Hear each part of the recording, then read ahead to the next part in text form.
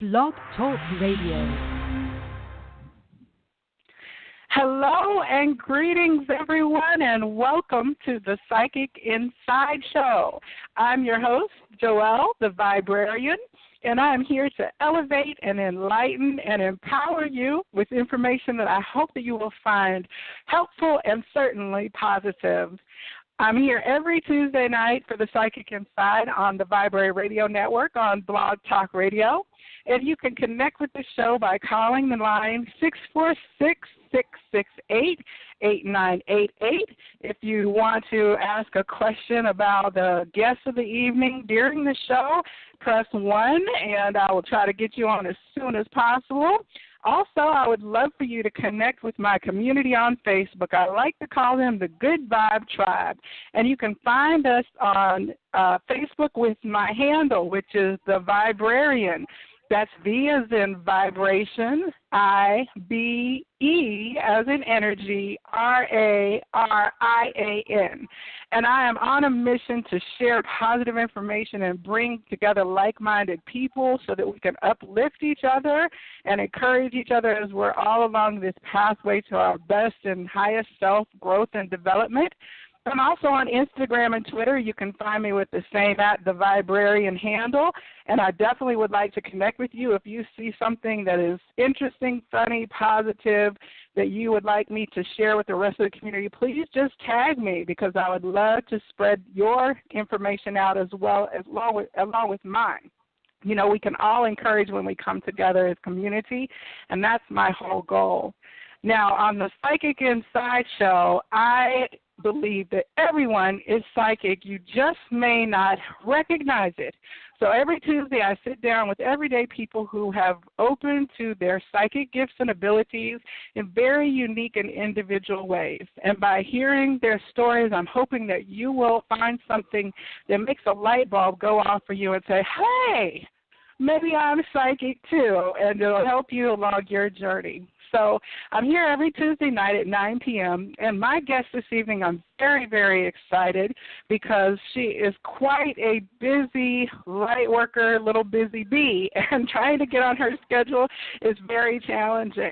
You may be familiar with her if you have heard the words twin flame at all, and if you've been on YouTube, because she has quite a following on YouTube where she provides a great deal of healing and teaching work for people. And I'm just super excited tonight to welcome Pink Bella of Pink Bella Aloha Therapy. Welcome, Pink Bella. How are you? Oh, aloha. Thank you, Joelle. I'm so excited to be here. I'm great. Thank you for having me. And aloha to everyone who's listening tonight. Now, you always say aloha ohana. Is that part of what you're saying when you greet everybody? Ohana is a Hawaiian word for family. So okay. My connection to Hawaii goes back to when I was 7, and my whole family went there.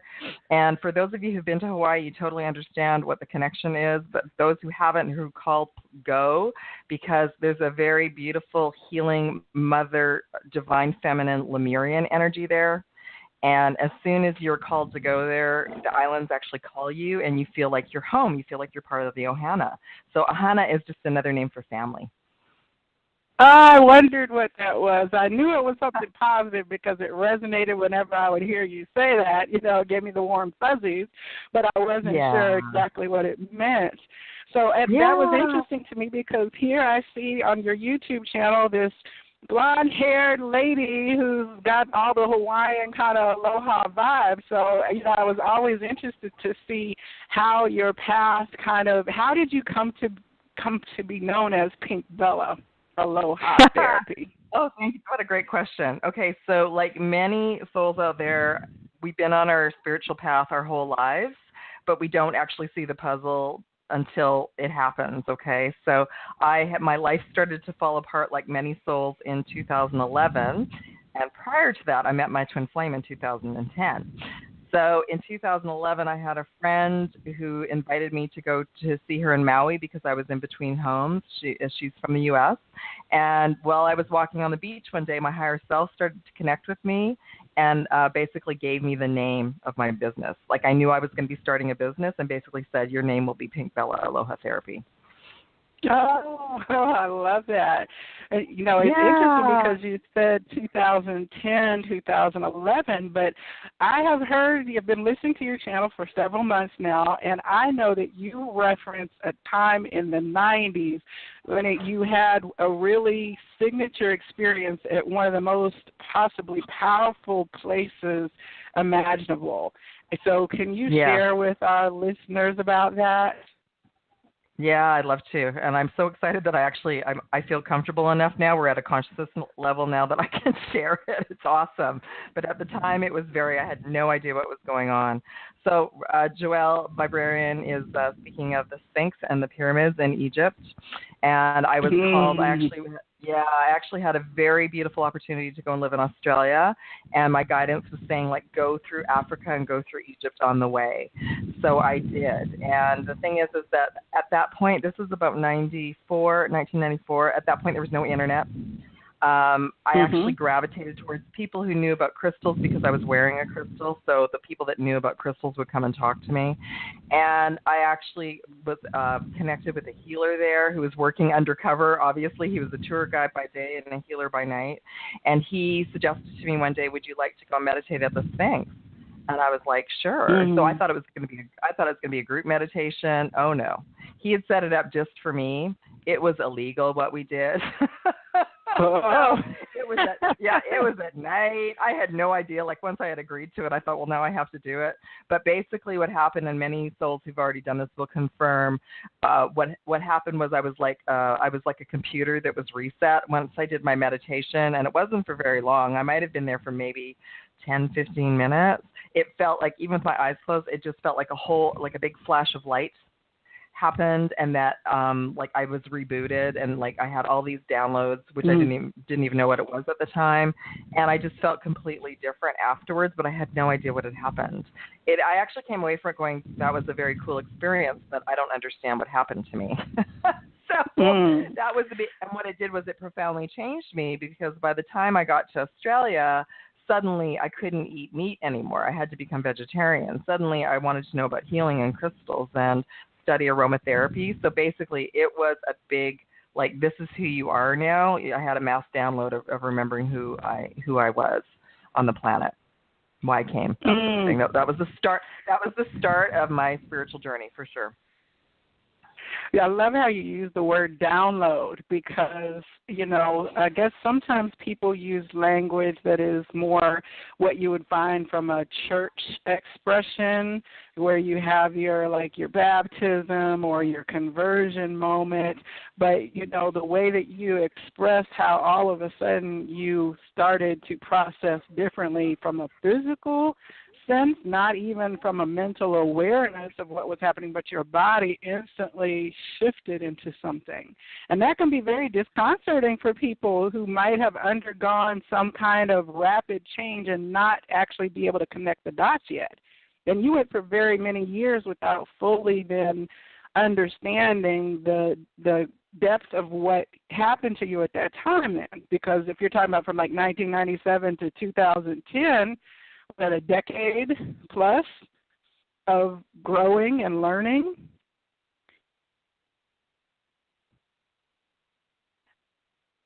Now are you able to hear me?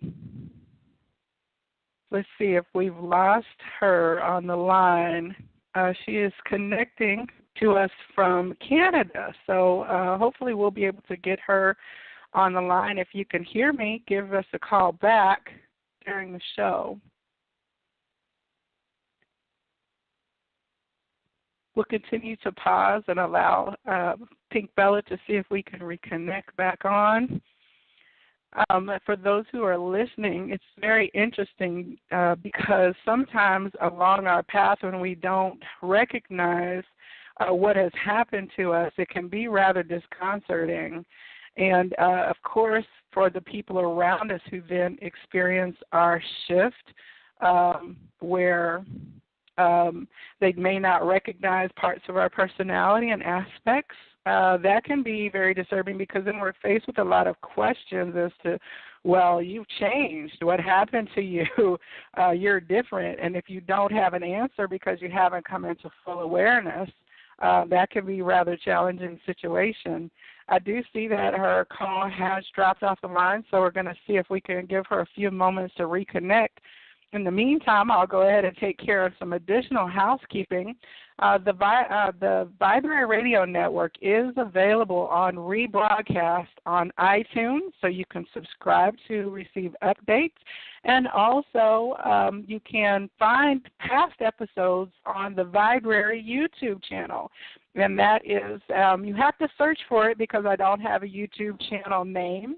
So, unfortunately, if you would subscribe to my YouTube channel, then I would get enough users that YouTube would think that I had enough weight to kind of go ahead and claim my stake of the YouTube territory. But in the meantime, you can always search for The Vibrary, and that's Viberary. So I think that we've got Pink Bella back. Are you back with us? Hello. I'll keep the line open to see. I see she's connected, but we're just not getting any sound right now. If you would definitely connect, you'll find our previous episodes on YouTube. You can listen to the other stories from people who have come into awareness of their psychic gifts and abilities. And then also I post them on the Facebook page. Now, I do have two shows on the Vibrary Radio Network. The first one on Tuesday nights is the Psychic Inside Show, which is interviews. And on Thursday, we talk topics. It's kind of like a cross between the X-Files and Indiana Jones. We're going on an adventure and exploration of all of the topics that are mysterious and interesting to me. So we've talked about astral projection. We've talked about... let me see if this is her. One moment. Hi, is this Pink Bella?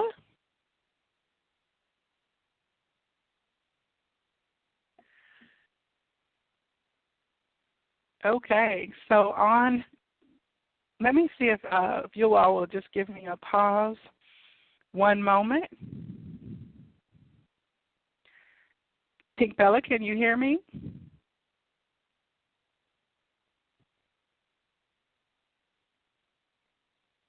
I'm going to see if I can get a number where I can dial her directly. One moment. All right, I apologize, everybody. We are going to continue to try to get her on the line here. Excuse me. Some of the challenges of dialing internationally, I think, are part of the problem here because she is outside of the United States. But on Thursday nights, it's an exploration of all topics that are interesting and mysterious. Now, we haven't talked about Bigfoot yet, but I'm sure that's coming up. We've talked about astral projection. We've talked about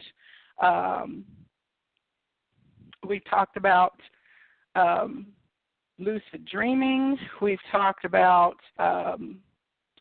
dreams, extraterrestrials, channeling information, and this Thursday we are going to be talking twin flames. So Pink Bella did mention that she is a twin flame, and so we are going to go further into that subject on Thursday evening.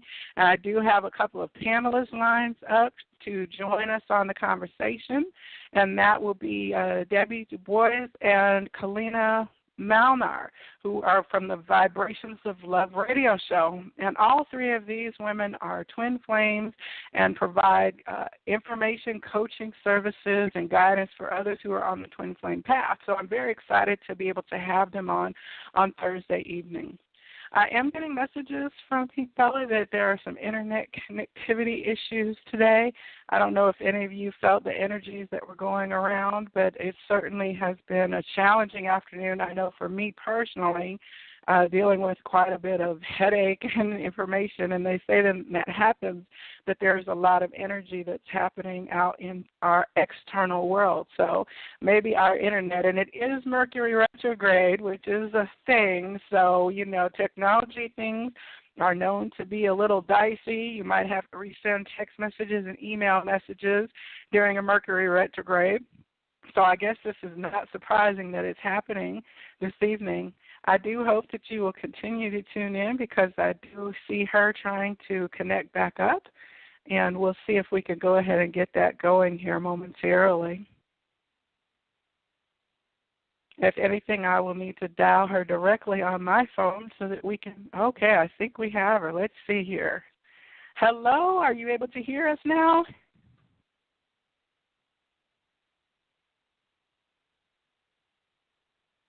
Hello?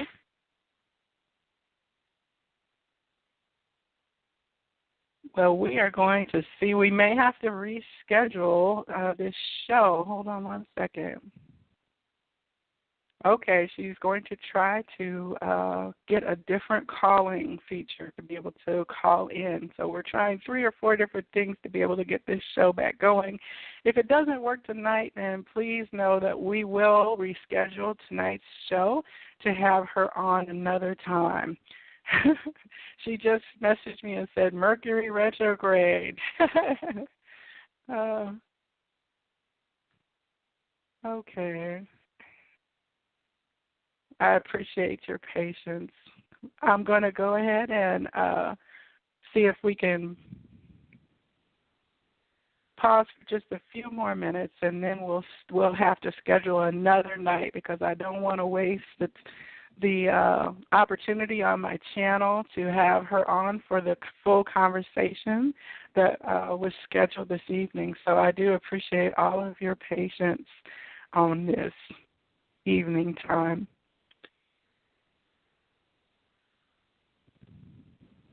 We'll give it just a minute or two more, and then we'll go ahead and reschedule for another night.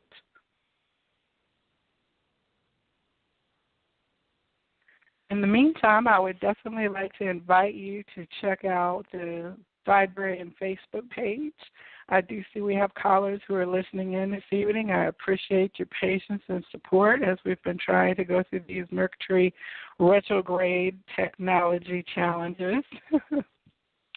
Okay, hold on one moment, everyone, because I am going to go ahead and dial her on my phone to see if I can bring her on the line, okay? Just one moment. Blog Talk Radio, and so now I believe that we are back on with Pink Bella, everyone. Thank you so much for your patience.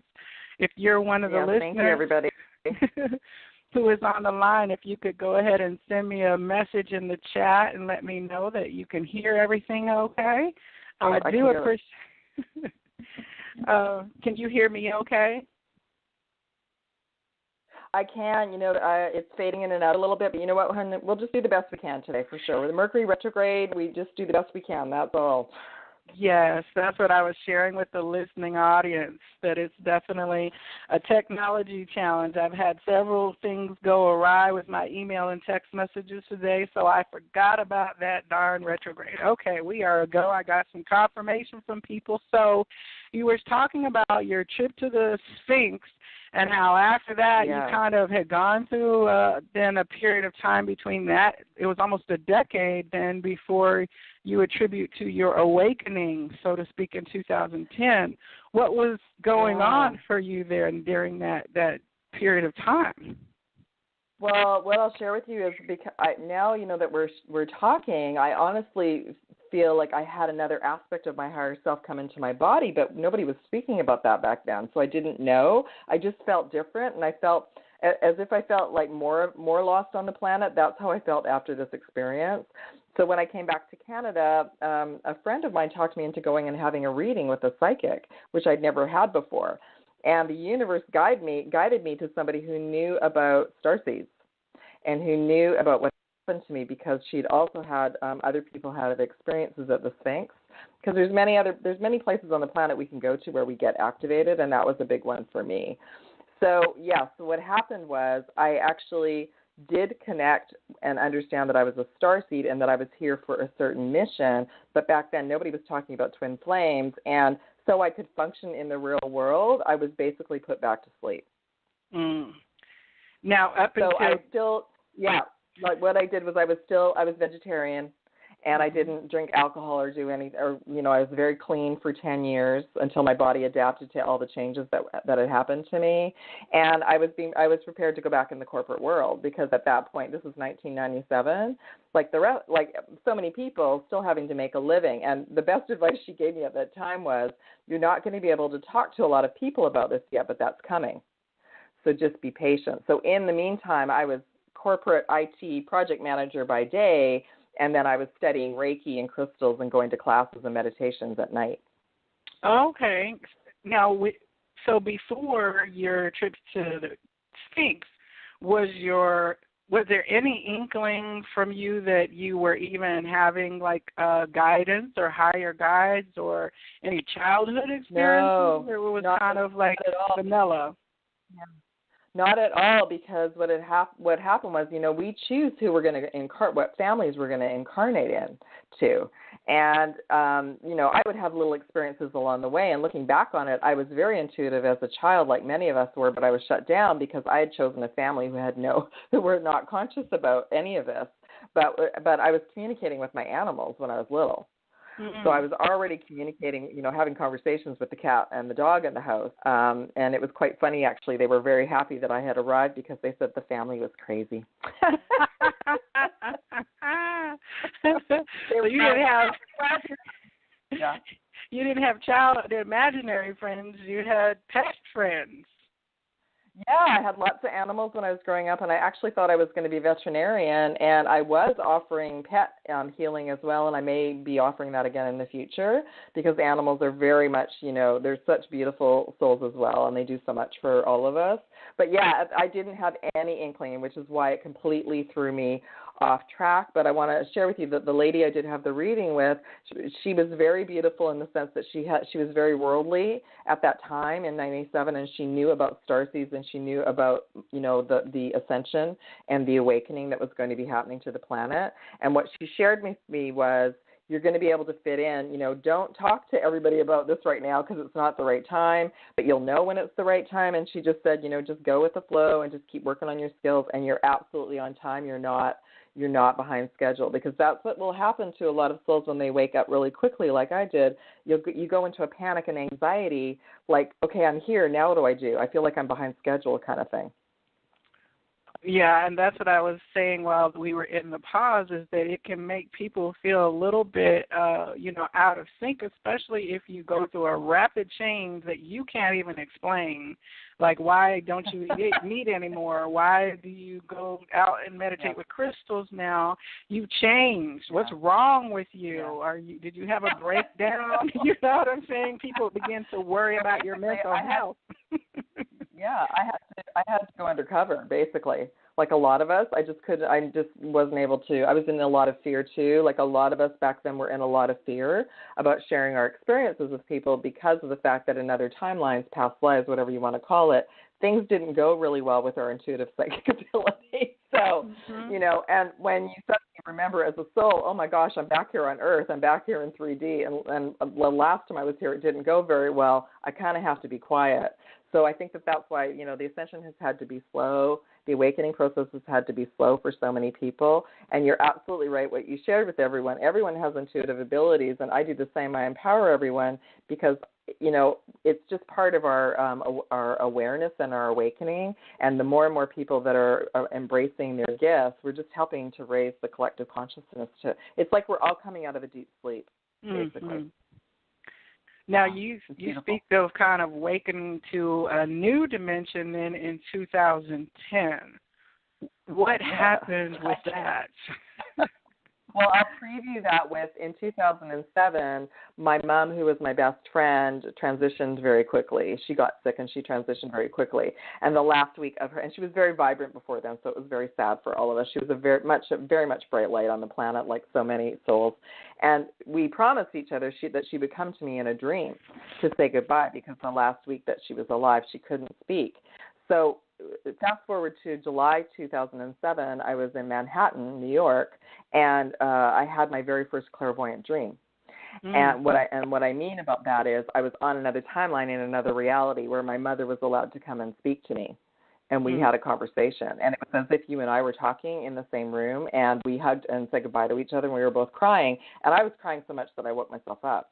Because I was in another reality, and when I woke up, I was like, "Where am I?" I totally forgot that I was in New York, and I thought, "Did I wake up my friend that I'm traveling with?" She didn't hear anything. So I wanted to preface that with that, because when I met my twin in 2010, I first felt the energy between us, but on a human level, my twin and I, we're 6,000 miles apart. He's 12 years younger than me.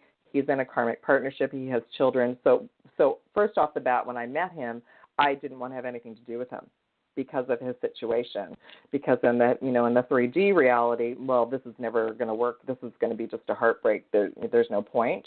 But things were set up. So I ended up being maneuvered to stay at his hotel by, everything was set up so that I would stay at this hotel and meet him.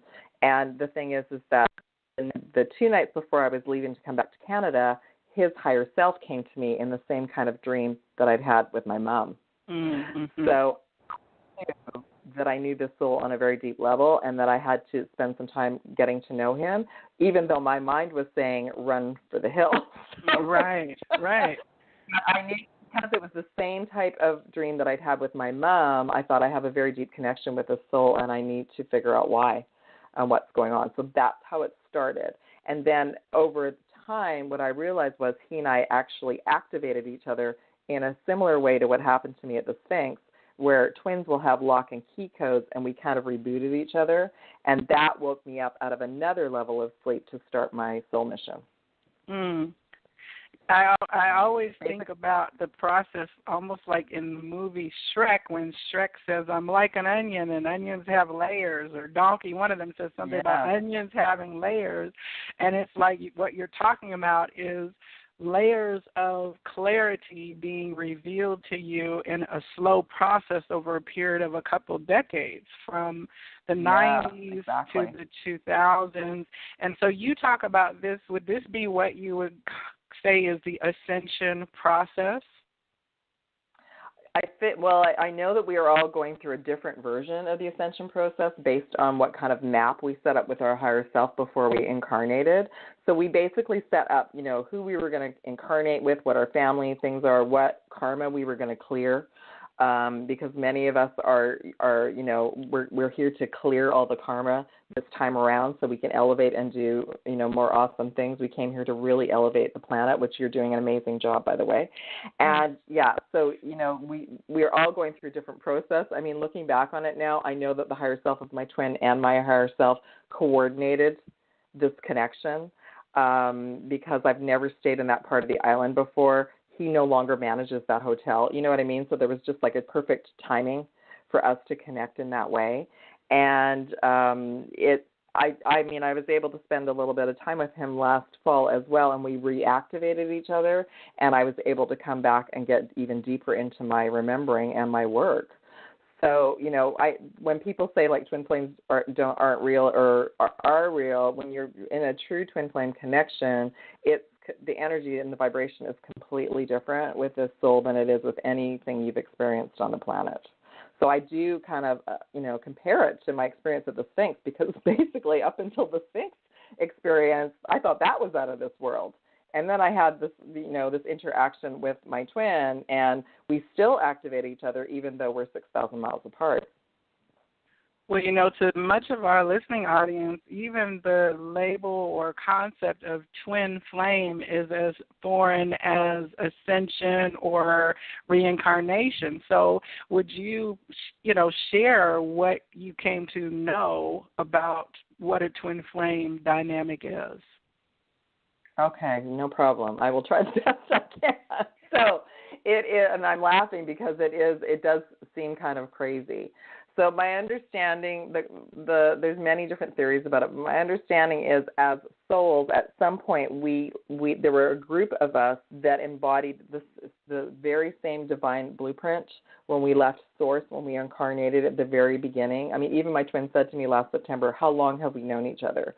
So the depth of like meeting a soulmate versus the twin flame, you definitely know if you have a twin flame and if you meet one, because it, like I said, it absolutely feels like you're going through another deep level of learning about yourself and finding your way. With the twin flame, I mean, when I met him, no one was talking about twin flames. Mm-hmm. I actually had, like, it was 2010, so it was still way early days in the twin flame journey for all of us.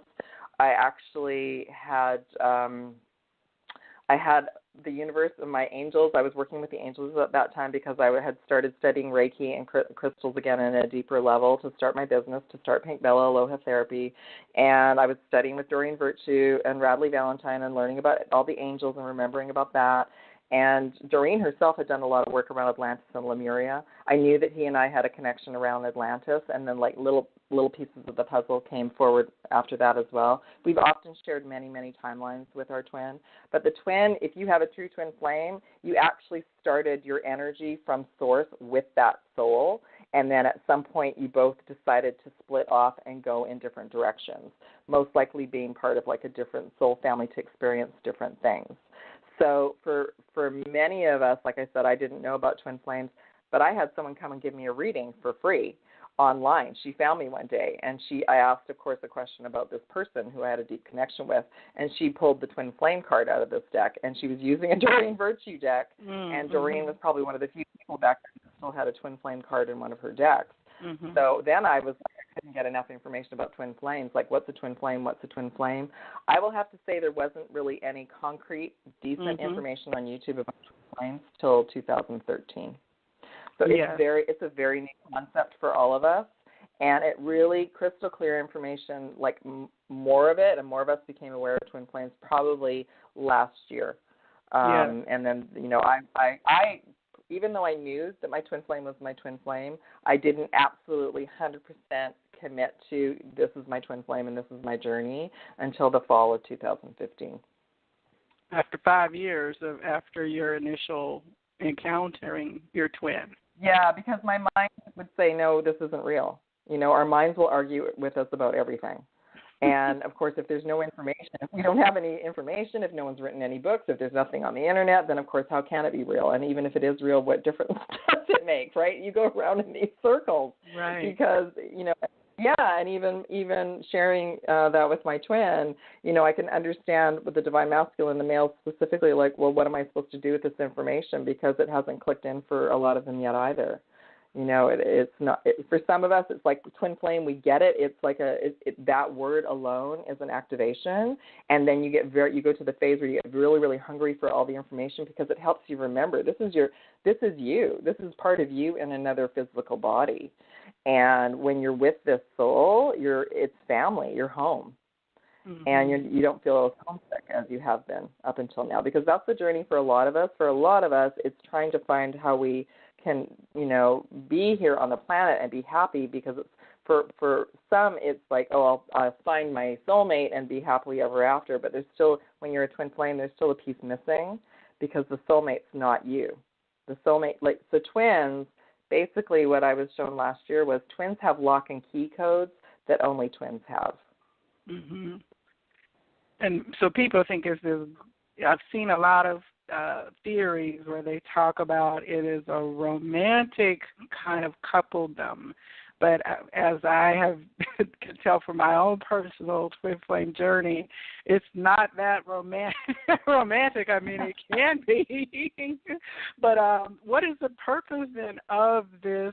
You do a lot of teaching about why the twin flames are here, and what is the purpose of this template as you reference it? Yeah, it's really a journey back to ourselves and to source, to the universe. So it's really, for a lot of souls, we've been stuck on the karmic wheel here on the planet for a long time.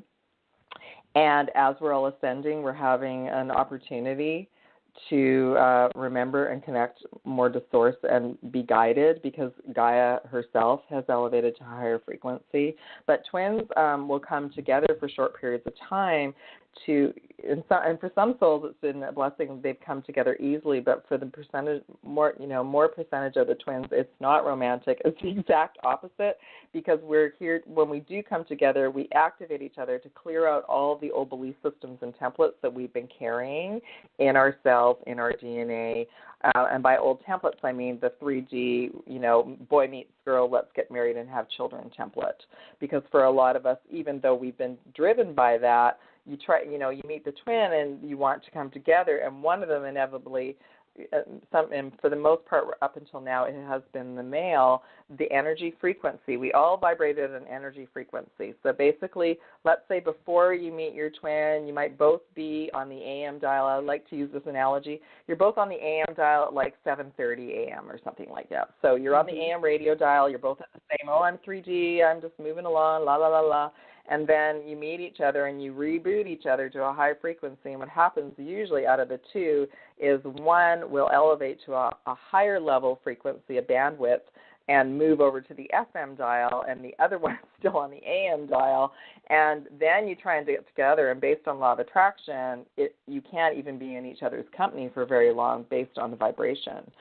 So, in the 3D relationship, you would think, well, if I just keep doing this, if I just show this person love, if I just, over and over and over again, here I am, what can I do? All of this sort of stuff. And the thing is that on the outside it looks like they're running, but in actual fact, vibration-wise, they can't handle the vibration yet, because they've been confused too. It was like when I came away from the Sphinx, a lot of the other twins get stuck in their belief systems, because it really is a clearing out of our belief systems, so we can become more intuitive, so we can remember who we are and why we came. And what we want is we want both twins to be on the FM dial and then be able to hold that frequency, that, be on the FM dial the whole time. So all the energy centers have to be elevated and upgraded, and, more energy centers open so you can connect more clearly to Source and your gifts, then get on your soul mission. It's kind of backwards, because the higher selves of both souls are trying to physically come in and walk the path with you and give you guidance, and both souls have to be open and ready for that. So it really is it ends up being an individual journey until the higher self can work with both souls, basically. Well, you talk a lot about kind through belief systems, and it seems to me that the twin flame journey is just one of the challenging kind of dynamics that a soul could be going through in this current lifetime. But the similar kind of challenge, hurdle that most everyone along the pathway to connecting with higher self has to get over is a belief system-based limitation. Because if you, most of us have grown up thinking, well, we just have this lifetime. There's no such thing as reincarnation. You die, you go to heaven or hell or nirvana or whatever your particular religious teaching is. And that, we don't hear voices unless you're crazy. All those things are very deeply entrenched programs. So you are working with people on all manner of elevation, if you will, not just twin flames, because you reference yourself as being a quantum healer. So what is that calling you to do? How do you work with people in that aspect? So the quantum field is our aura, our energy field. And I feel that the reason. So let me start a little bit backwards. So when we agree to incarnate into this reality, we also agree not to remember anything. We get a memory wipe. Mm-hmm. So, and we agree to start as a baby and then go through childhood and go through adolescence and go through adulthood, because a lot of us came to awaken at a certain period of time, so that the consciousness of the planet could start to embrace some of the new belief systems. So absolutely, the quantum field is our energy field. It's just another word for aura or energy field. And same with chakras. They're all just sort of labels. So what the quantum field is how I started. I started with Reiki, and at some point along my journey, the Reiki symbols and the Reiki techniques weren't working for me and weren't making sense for me anymore, because I had to have another teacher come into my life to say, because I had graduated beyond that. Mm-hmm. So people will arrive in our lives at the time to just like shift our reality. And I feel like from my personal journey, because I've had so many crazy, wacky things happen, I've embraced the craziness along the way. And instead of going, no, oh yeah, if I talk about past lives, people will think I'm crazy. Well, the whole journey is crazy. So right. It's just, we just have to keep it light and just go, it's okay, because everyone is going to have their own perception of the journey. So some people will be called to go to and have a past life regression. I never was, and I find that interesting, and my twin has been, but I never was, because I was always given all of that information like in dream time or meditation. Mm-hmm. And for a lot of us, we haven't experienced a lot of lifetimes on this planet, so there isn't a lot. But yeah, the quantum field, when I say I'm a quantum healer, I think the word quantum, and I know Chiron, if anyone listens to Chiron, he uses that word. It is our energy field, and the word quantum is another like trigger, like 1111 or twin flame or soulmate. It's like another remembering within ourselves where we go, yeah, you know what? I was into Reiki, but quantum, that sounds really good too. Right, so right. It's just like what I do in all of my sessions is I always work with everyone's higher self, and I balance whatever is imbalanced with your higher self. So that could be chakras, that could be your quantum field, it could be your aura. It is just another word for it. And I feel like it's a higher vibrational word than aura, but it's just another label. Did I answer the question, or am I going around? No, it did. It did, and it's interesting because you talk about these activations or triggers, and I think that's really a key thing for people to understand, that your body will indicate a truth or a falsehood if you come into attunement with it. And most of us will say, oh, I'm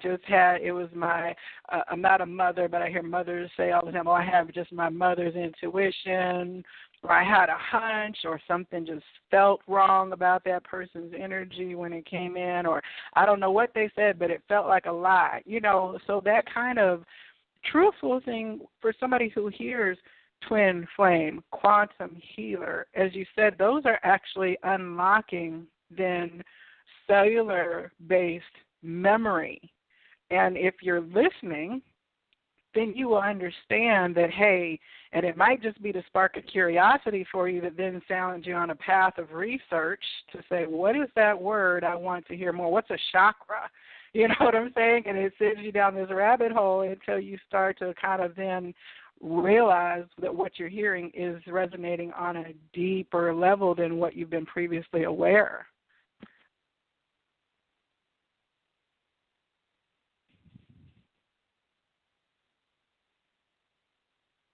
I lost her again. We're having Mercury retrograde issues. I'm going to see if I can get her back on the line here. Just one moment, all right?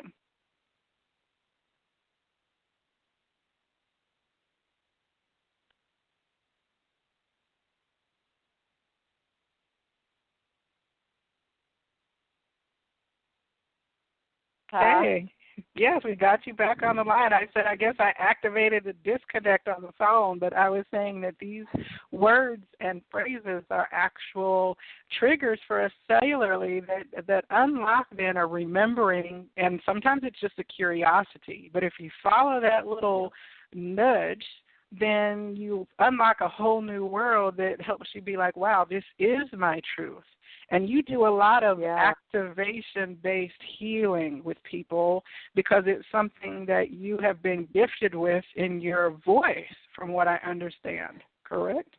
That's true, yes. And I didn't know that either. So my life turned around again, another level and layer. around the Lion's Gate, which we just went through. The 8/8, August 8th is the Lion's Gate, which is a very advanced portal where a lot of light comes onto the planet. And in 2014, I was redirected to start working with just people online instead of having my practice at home. And that's when I had two teachers come into my world saying, we activate with our voices and so do you. And then like that clicked everything into place because so I just set the intention beforehand to, yes, activate with my voice, but also to help others, work with their higher self and bring their higher self in for information as well. And, this is the thing. And it made, when I look back on it, my whole life has been verbal. I'm a Gemini. Every single job that I ever had in the corporate world was verbal. Even when I tried to go and be a computer programmer, they took me away and said, oh, no, you need to be over here and talk to all the programmers. So, I was always being set up to be able to speak, from my heart and use my voice in all the work that I've ever done. So I just laughed when they said that to me, and I said, oh, that makes sense then. So, yes, there's a whole group of us that we shift the energy with the frequency of our voice. Yes, that's interesting because you and I are sisters in that. Because I feel that I feel that way with you, absolutely. I mean, I received a reading before becoming in awareness of my twin flame path that told me, the gentleman, he kind of startled me, but he said, have you heard of the 144? And I said, well, what do you mean, like the tone, the frequency? Because at the time I was doing a lot of work with the solfeggio and Schumann resonance tones. And he said, beautiful. Well, you're one of them, and you vibrate at a different frequency. And just you talking with me has shifted my energy. And I was like, wow, that's cool, because I've always been a talker too, but I didn't know anything about the kind of then corollary between the 144,000 number and the twin flame teachings. So, those breadcrumbs that you talk about where your life, kind of all leads up to the present moment, but hindsight is 2020. So real, absolutely. Yeah. But I know it's no accident, at all. Nothing is accidental. No. Well, even you and I connecting, you brought in the 144,000 piece to me because that had kind of come in and out of my reality, but it wasn't time for me to remember about that. But I did see, because when you and I connected, I was in Hawaii, but before then in Vancouver, even the week before I was getting on the plane to go, license plates everywhere, 144. And I was like, oh, that's cool. And then you brought that piece to me, and I thought, oh, now it's going to be time for us to start talking about the 144,000. So this is getting really fun and cool now. Absolutely. Yes.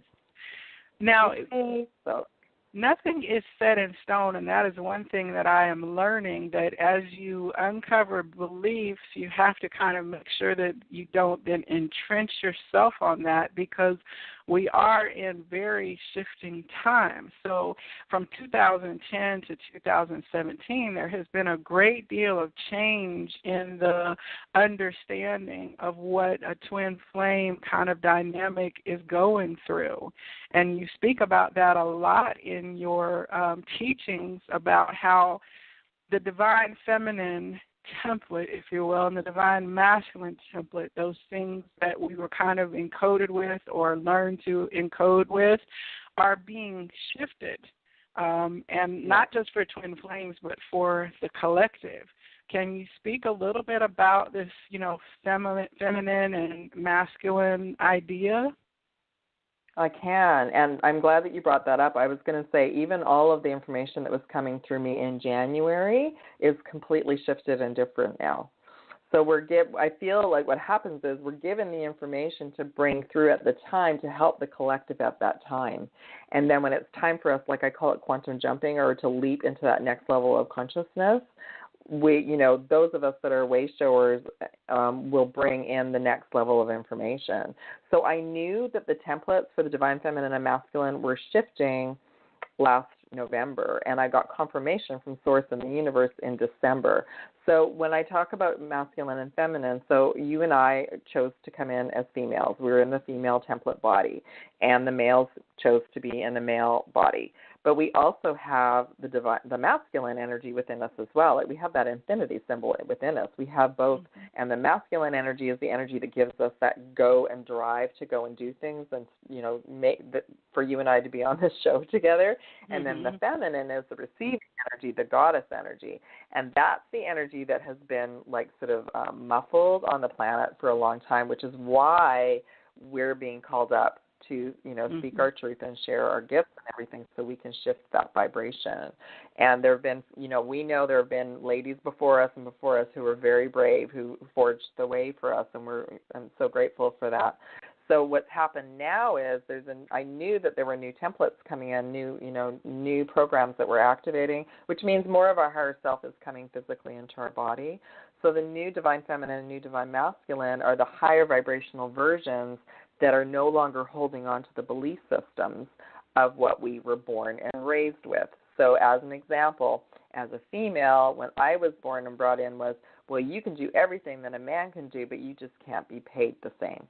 So that's the belief system that I was given, and my whole life I questioned it. I thought, even when I worked in the corporate world, I'm doing better work and more work than all of these fellows, yet I'm not getting a raise, and I questioned it. So that's one of the things that we kind of look at now and we go, well, we know that belief system isn't real. It was just given to us, that sort of thing. And then, for many females, every single female was brought in and given a belief system about being female, from their family, about, what school gave them. And it's up to us now to say as an individual, well, that really feels good, that one, and I like that one, it's really working for me. But this other one I know isn't true. So I don't need to carry that around with me. And that's the same for the masculines. The masculines as men came in and were given this belief system of many things. And for the divine masculine template to come in, that's a blend of being more in the heart and being intuitive and accepting their intuitive gifts as well. So they as well are, their template was different than ours. The female template was always set up to be more heart-based. And it's just the way it is. There's no, judgment about it. It's just that when we chose to be female, we had a lot of other things to release. So we were given like the heart-based template that we still have had to work through to keep our heart open based on being here and going through experiences.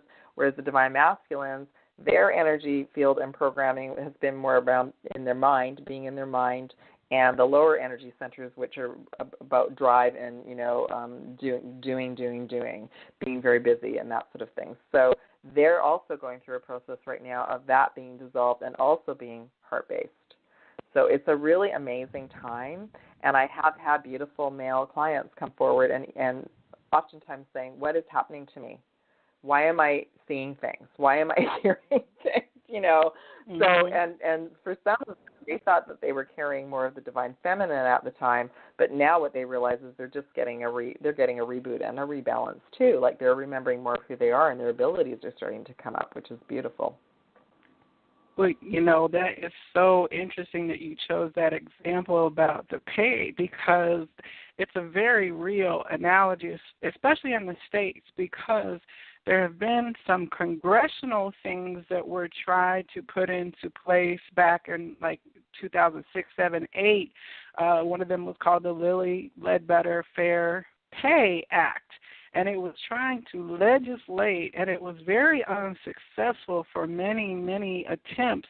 And even it has not been as successful in terms of actually putting equality into the corporate expression of energy, even though there are now many, many more people, male and female both, who are in agreement that, well, yes, it's wrong, but it's just the way it is. So that's a large-scale kind of belief system that manifested itself into an actual economic value system. And so much of what happens as belief systems then manifests from the collective in a way that impacts society.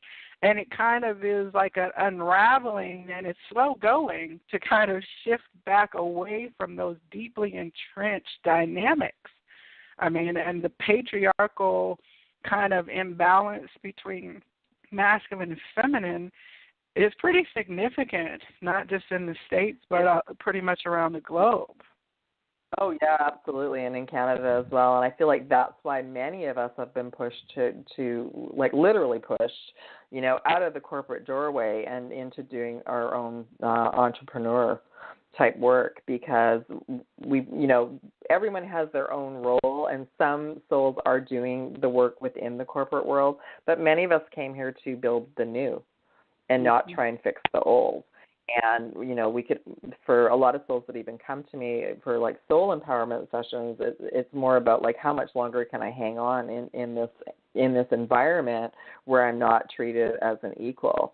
And what happens is we start vibrating more at a very truth vibration, where we have to speak our truth and we have to be around truth and integrity. And then it's very, very difficult to maintain that energy and be in an environment where you're not treated that way. That's why I even had to be undercover for as long as I was, because it just always felt wrong. It always felt backwards to me, and I feel like that's one of the big belief systems that we're all going to be shifting in the next while, for sure. Oh, absolutely. I mean, I'm getting, you know, clients who all of them seem to be at this place of, you know, I was really good at what I did, but it's just not feeling right in my soul. I'm feeling like something is lacking. What am I supposed to do now? Like if I've spent my whole career trying to be a doctor, but I'm finding I'm not healing people, and I really want to heal people, what do I do?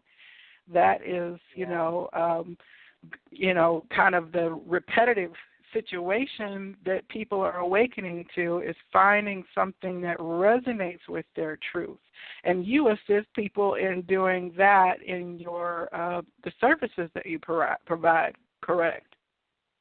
I do, yeah, and that's because I went through the same as well, and I'm sure you did as well. Like we're trying to find our niche, and I just let souls know that every single soul on this planet came with a specific gift for something that they love. And when we try to keep fitting into the 3D reality and it's not working, oftentimes it's because that was only supposed to get you so far.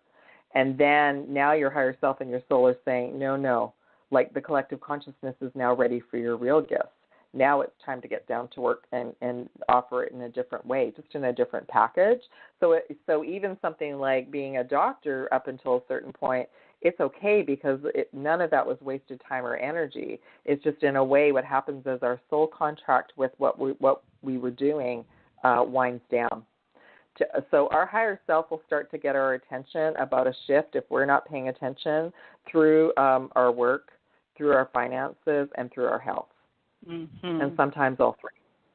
So, you know, that's what we'll call the dark night of the soul, is when a whole bunch of things are removed from the person's reality, but it's just because, you know, we've been programmed to just keep going and doing and consuming and all of this. But when you mentioned the doctor, what first came to mind was Deepak Chopra, because he was originally a doctor as well. And then he forged the way for a lot of souls at the time, because he didn't like what he was doing. He didn't like the way the hospital system was working for him either. So he forged a new direction very early on, like also in the 90s. And then he was able to open up some different types of alternative healing centers as well. So, you know, I look at these pioneers, even that were doing all of this work in the 90s, and it blows my mind how brave they were, because I'm sure it was definitely not easy back then to make such a big change in the community. But, you know, because that's the other thing, when you're, as an example, you're a doctor, you're part of this whole community. So you're accepted as part of, like, you know, whatever you're doing, you're accepted by your colleagues, and you have all of these things, and it's very probably uncomfortable to think, I don't want to do this anymore. But, you know, some souls embrace it, and then some souls with their higher self, they don't embrace it, and then that's when the dark night of the soul happens. Yeah, now the dark night of the soul, that's something, isn't it? Oh, yeah. Yeah. Oh, it's happened to me, too, because I guess I, as well, wasn't exactly on path.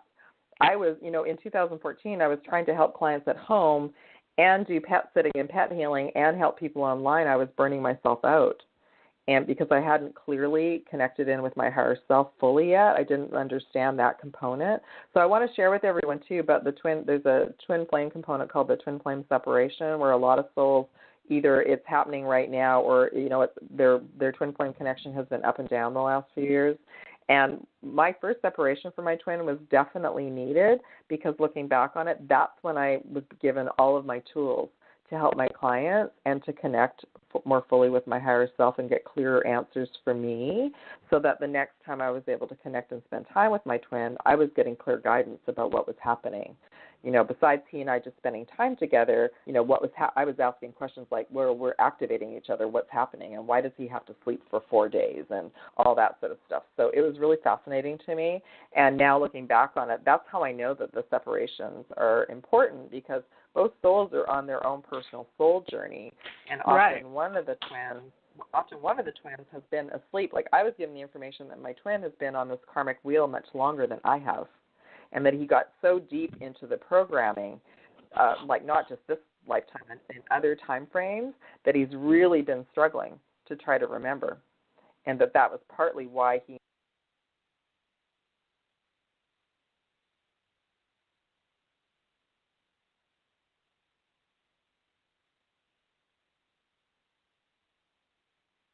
been incarnated on Earth very much. So with that concept, you're talking about things that I understand because I'm out in this kind of world, but I do try to illuminate for our listeners who may just be tuning in for the first time. This is almost like speaking French or another language when you start talking about activations, twin flames, ascension, quantum healing, you know what I'm saying? So, I got crazy stuff. It's a lot of fun. There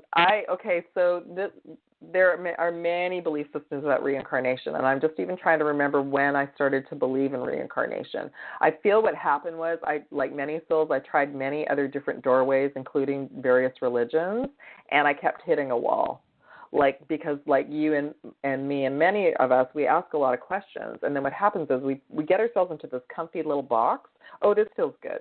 Okay, I'm going to stay in this box. So I'm going to be over here in my little box, happy that I just incarnated once, and all I need to do is this. And then what happens is someone comes along like me and says something, and then that box gets blown away, and then it's like, okay, well, that's not working for me anymore. Now what?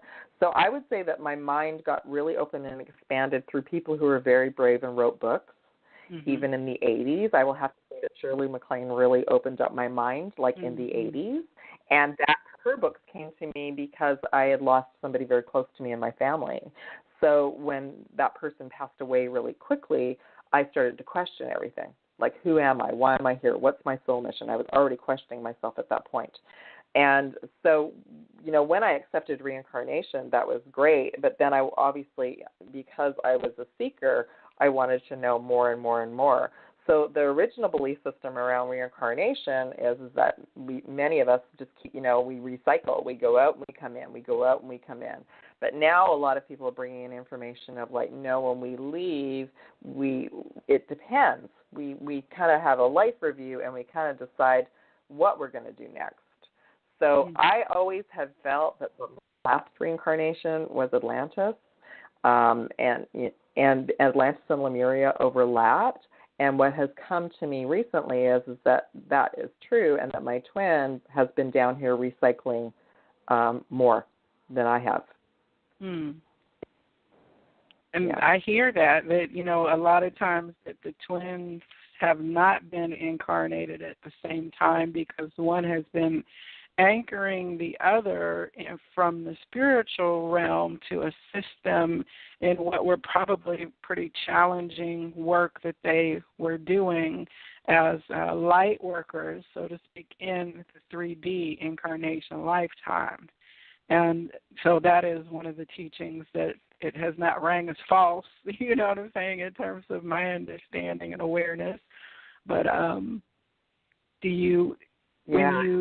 you're correct. In the twin flame community, the belief systems around twin flames have shifted so much even this year.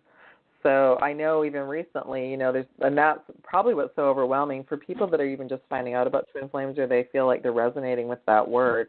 Information on the internet now, it's really overwhelming. So, helping twin flames will always be part of my reality because I am a twin flame, and I will absolutely assist all souls, who resonate with that term. But the other thing is that I don't want people to get so attached to the twin flame program that they're not ready to sort of even look beyond that. And I've been speaking a little bit about that lately in the essence of like what happens is with some of the twins' journeys, one of the twins is still processing a lot, and they're going very slow like a turtle.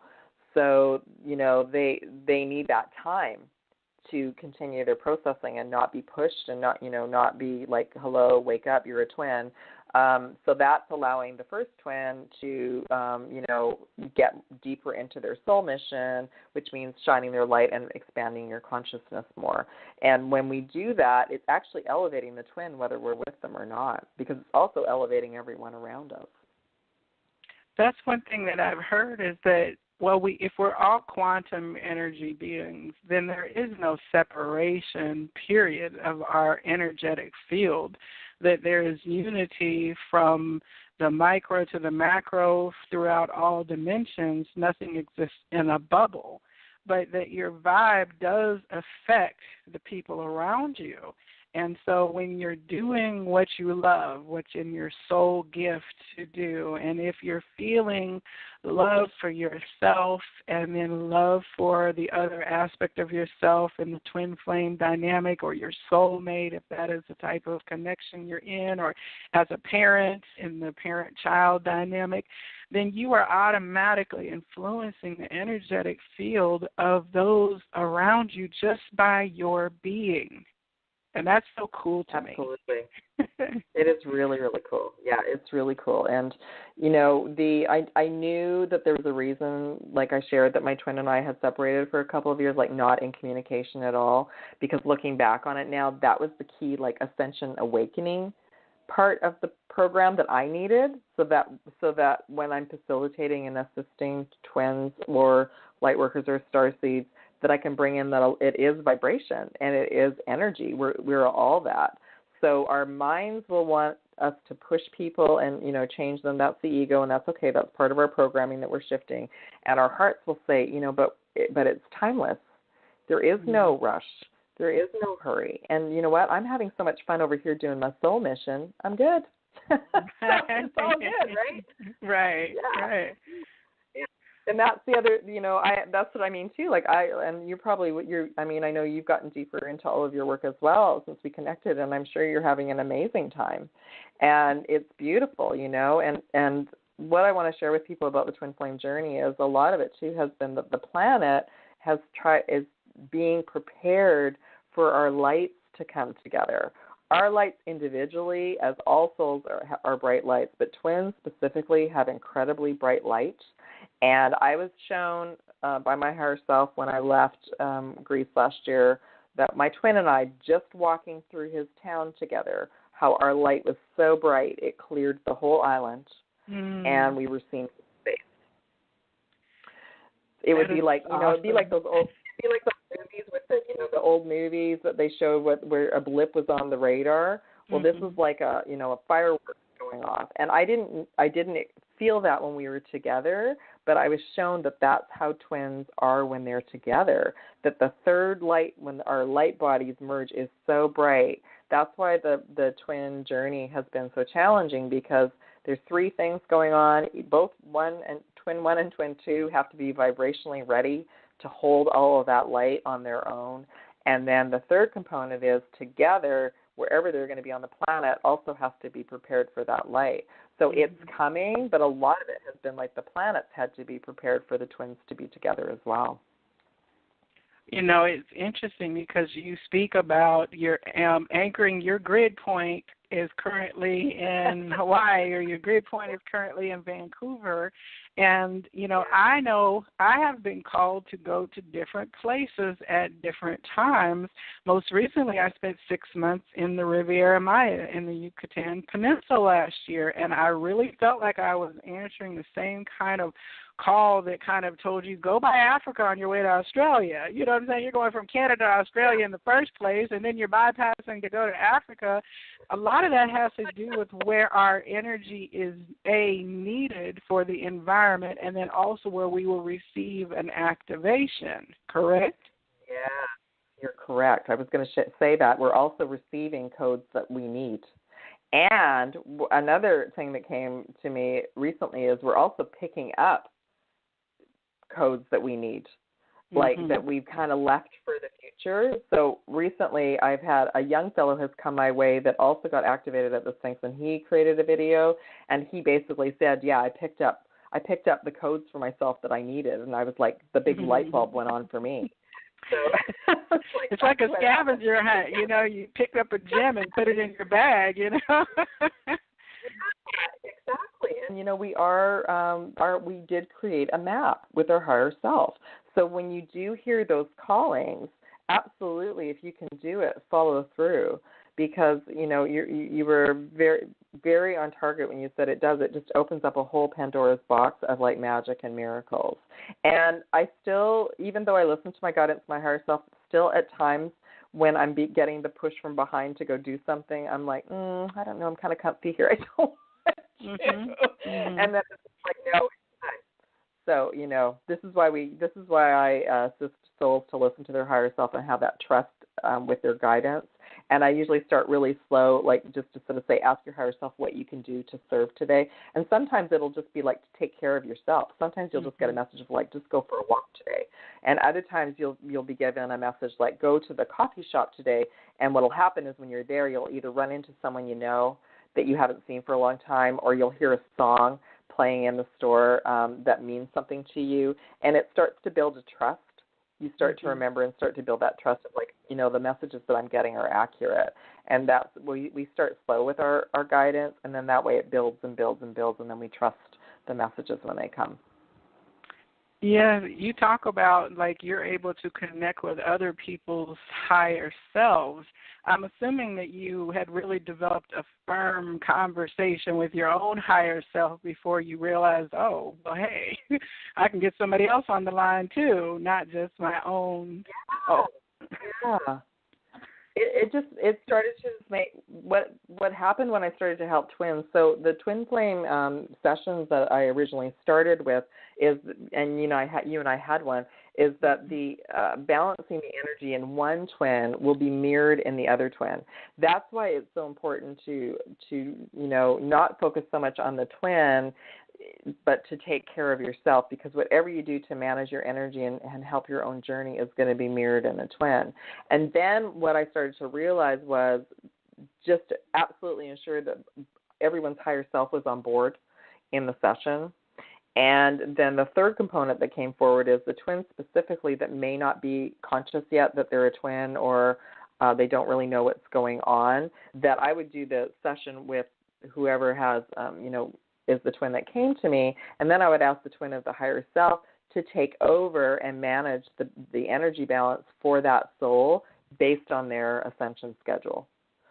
So, you know, not giving the date or time when it needed to be done or whatever, but just allowing that the higher selves would manage when that other healing was supposed to take place. Now, would you know, we talk a lot on this show about the term psychic. So are you describing a claircognizance, or are you clairvoyant? Do you see then I am clairvoyant, which was for the longest time was hard to admit to, because I would have been one of those crazy people hearing voices. Okay, so what you said clair to realize. I just want to pause because it was a little garbled there. You said clairaudient. Yeah, clairaudient. So okay. I feel like from the clients that I've worked with is that we all sort of choose one gift out of the clairs to be more vibrant than the others. It's not that we don't have all the abilities, because we do, but it's like we chose with our higher self to kind of come in with one gift that would be clearer. So it took me the longest time to accept the clairaudience, because it took me a long time to figure out which voice was mine. because we can have interference from other things happening, and the ego can be like a lower vibrational version of us, so it can interfere as well. But what started to happen was when I started to do work with Doreen Virtue and started to do more clearing, she had a lot of clearing tools, I was able to differentiate, and then I got more confident. I am also clairvoyant, and, you know, all the other abilities as well have come forward, but it was like the clairaudience was my first really clear gift. Mm-hmm. Now, when you talk about distinguishing the voices, can you give some like guidance to our listeners? Like, how do you determine your egoic, logical kind of conversation versus your higher self you conversation? I can give lots. I would say that every day we're choice makers. And every day we're given an opportunity to choose ourselves and self-love, or to be not that we don't choose ourselves, but maybe to keep making choices so we just fit in with people, or, you know, that society or whatever. So as an example, I remember the first time that when I was decided to pull away and have the separation with the twin, and it was me. Before that, I started clearly waking up in the morning, and the lower egoic voice will be the voice that puts us down, that tries to make us feel really small, that we're not doing enough. Like, you know, keep going faster, do more. It'll be that voice. And I remember one morning lying there, and the ego was talking to me, and I was like, well, that's not true. You're lying to me. I don't want to hear you anymore. And I heard this like, oh. And I think we had a conversation with my friend about it. And I said, don't listen to the voice that says that you're not doing enough or that you're not good enough.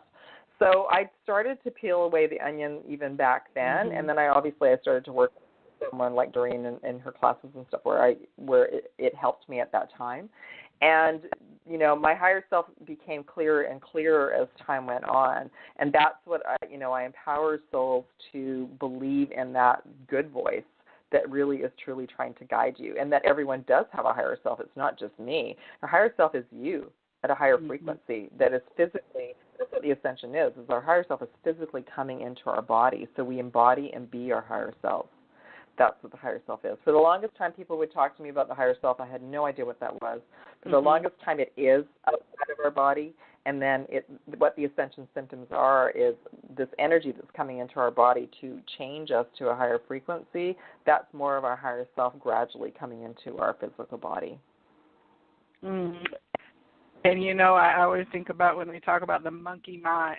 The chitter chatter, chitter chatter, chitter chatter. You got to do this, you got to do that, you know. And a lot of people have a problem getting that to quiet down during meditation. You know, I always hear people say, "Oh, I tried to meditate, I just can't."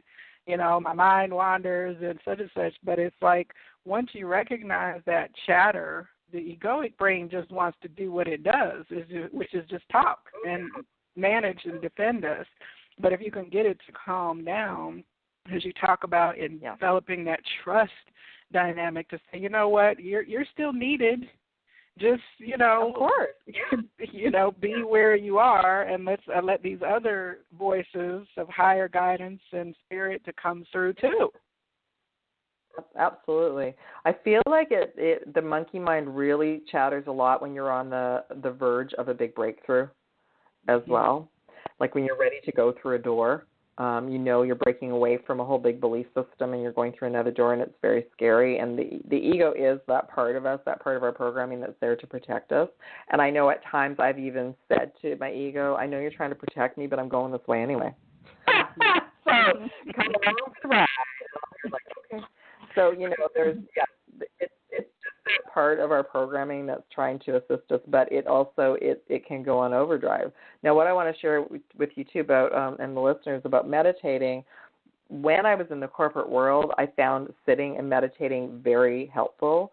And then what shifted for me is when I started to embody more of my higher self and I was actually working with healing clients, sitting and meditating wasn't doing the same thing for me anymore, because there's many of us that actually have a lot of energy that we need to move through our body.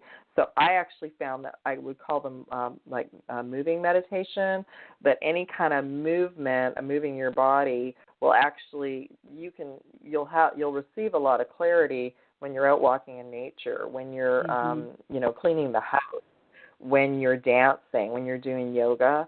I often now will receive a lot of answers when I'm driving. Driving my car. But I shifted from sitting and meditating. I'm not telling everyone to do this, but I'm just letting those souls know that if they try to sit and meditate and they're not successful, to tap into your higher energy and ask your higher self some questions, and then go for a walk in nature or go for a run. Because when we're engaged in something physical, the right side of our brain will get locked into doing that movement, and then the intuitive energy can start to come in because we're relaxed. You talked about ascension symptoms. What would be some things that people might experience as they're starting this process of coming into a different kind of awareness? And it varies, as you know, from different whatever's going on astrologically, or as an example, we just had some solar flares, which is when the sun will like flare. They actually have taken pictures of it where it'll flare off, and then that energy will come down and impact everybody on the planet, like the full moon energy as well. And everyone experiences different things, so I will just share sort of what happened to me when I knew what was going on. And a lot of times we'll experience these symptoms because our higher self is trying to get our attention, but if we're all busy working and having coffee and driving and barely raising kids and barely getting any sleep, we have a hard time hearing our guidance. So our higher self will start to get our attention by symptoms in our physical body. And I experienced along the way dizziness, lots of aches and pains, nausea, headaches, and just trying to think recently. And sometimes you will get like a cold or a flu out of the blue as well, and it'll appear like it's a cold and a flu, but it will be something where you're being forced to rest and take care of yourself, and then your physical body can adapt to the new vibration of your light body. But I know with the solar flares recently, it created two symptoms for a lot of people. It either created skin rashes and not being able to sleep, or headaches, and what was the other thing? I know it brought up a lot of, it cleared out a lot of emotion in a lot of people. It brought up a lot of anger and everything to clear. So it's affecting people in many different ways. But yeah, on my journey, I know it would either be I'd have to sleep a lot and or I'd be dizzy. I would go through periods of being nauseous, and then I'd have to eat like a certain amount of food. I'd have a craving for something and have to eat a lot of different foods. So it's different from just your everyday human things because most of it doesn't make sense. Like the dizzy part, I wasn't expecting that at all. And then I actually had an ascension teacher that came in to say, oh yeah, this is happening because the earth is changing and our energy bodies are trying to change to adapt to that as well. So, if we're feeling dizzy, it's because the vibration of what's happening within us and around us is impacting our polarities. So usually that's why I always share with people, just sit down or lie down or have a nap, because you will wake up feeling better. And I will say that we don't want to discourage you if you feel you have a medical condition or something disturbance and you do go to the doctor or alternative health practitioner. Please do so. But in the absence then of a diagnosis, No, absolutely. I always share that as well. And you absolutely, even when people message me, and I will say to them, if it goes on for more than a day or so and you're in agony, go to your doctor and get checked out. Absolutely. Right. I think most people realize when it's something that the traditional, medicine is not providing an answer for. That's often, like you said, part of that dark night of the soul is to be faced with a physical shift that is uncomfortable. And that then once you're still, and I think that'd be like your least preferred way to have an awakening, but all of us kind of sometimes have to experience that to make us pay attention, Yes, absolutely. And there's very extreme cases, and it's just something that many of us, I mean, I had both. I had it come through my health, and my health has been guiding me my whole life. I mean, I started to actually have reaction to a lot of the earth food when I was about 5. I started to get allergies to certain foods. And looking back on it now, it was a time when a lot of foods were being prepared and processed. It went from like healthy food to like processed food. So there was a lot of things in the foods that I was already reacting to. And I know a lot of souls have gone that way as well. But now I find what's interesting is like our bodies will start to manifest something. So then we'll be like, oh, I've got this right now. I'm going to take this healthy thing. This is what usually works for me. And it's like our higher self's trying to say, you need this right now. So you need some alkaline water. You need a green smoothie, that kind of thing. And the more, instead of, I always say just give your body lots of love, because it is our light ship. It is helping us create and do what we need to do here on the earth. But it's also like a physical body that's trying to merge with the new light body. And so it's having some growing pains, literally. Now, have you read the book The 4 Agreements by Don Miguel Ruiz? I have. Beautiful book. It's one of my twins' favorite books. I love that book. I read it many years ago, but it talks about how the human being kind of goes through this process of domestication, which is where we then acquire belief systems and norms and behaviors that we then walk around with as part of our operating system. But at some point in time, we may feel a tension between that and what we're being called to do. So it could be you've been eating meat all your life, but all of a sudden you're feeling like, well, you know what, meat is unhealthy for me, rather than just blowing through that kind of nudge from spirit to say, well, you know what, it's okay for me to have been in agreement to be a meat eater for the first part of my life, but it's just okay for me to not be a meat eater now in this part of life. And then if I choose to change later, I'm still honoring, as long as I'm willing to examine each of those areas where there is an agreement that is feeling tension, and that we're supposed to feel those things. We are, absolutely. And that's, I've shared this with other souls too. So when I had that awakening after the Sphinx and the pyramids, and I immediately became vegan, and I don't even think anybody around me even knew what that was, but suddenly I just knew I couldn't have meat anymore. I couldn't have dairy. I went off everything. Now I want to share with everyone, so that can also be like a box that we put in ourselves in as well, like where where suddenly we're like, no, I can't do that anymore, and absolutely listen to your guidance. But I want to share with you too, then my higher self gave me a craving 6 months into that for some fish.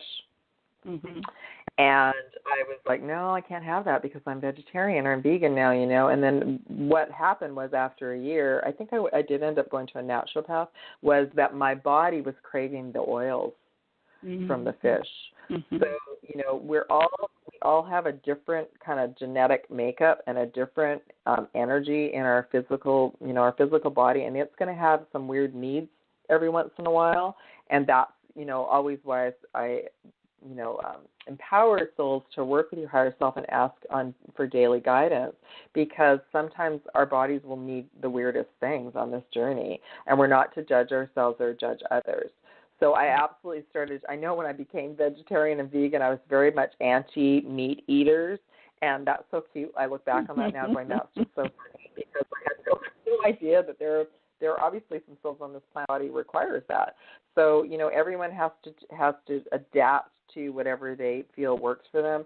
I'm going to say what happened to me was the letting go of red meat and everything. That was a gradual thing for me because of my love for animals. But in actual fact, my body started to reject it. So it was an easier transition for me because I just couldn't, I wasn't able to digest it.